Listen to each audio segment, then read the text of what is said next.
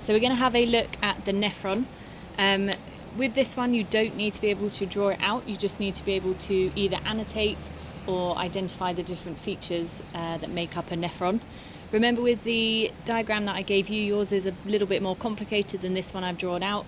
Unfortunately, nephrons don't line themselves out in this really nice flat way. They're a little bit more convoluted than that, but just for the ease of this video, I've drawn it very simply.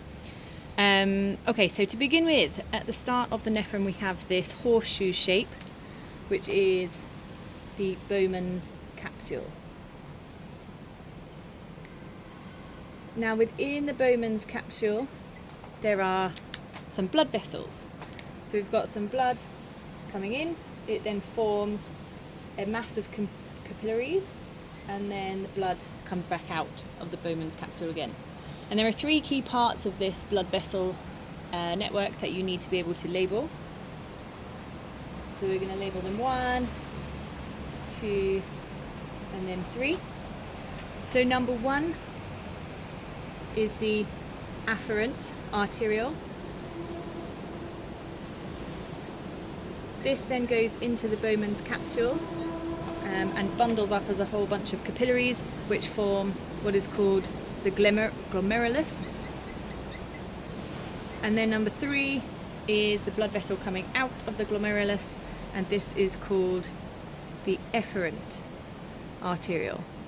Now remember, in terms of remembering each of these, it's similar to the sites inside of a ribosome. We've got the afferent arteriole coming in, it starts with an A, so how I remember that is normally it's arriving, same as the A site in the ribosome. And then coming out is the efferent arteriole, which starts with an E, which means it's the exiting blood vessel, same as the E site in the ribosome. Okay, so going on from the Bowman's capsule, the next part of the nephron is this section here, which is the proximal convoluted tubule, followed by this loop down the bottom, which is the loop of Henle,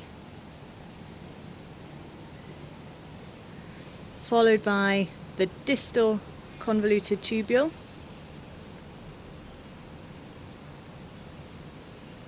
and then finally the collecting duct at the end. And the collecting duct sends the final filtrate down into the renal pelvis of the kidney, which then sends it on to the ureter, then to the bladder, and then on through the urethra and out of the body.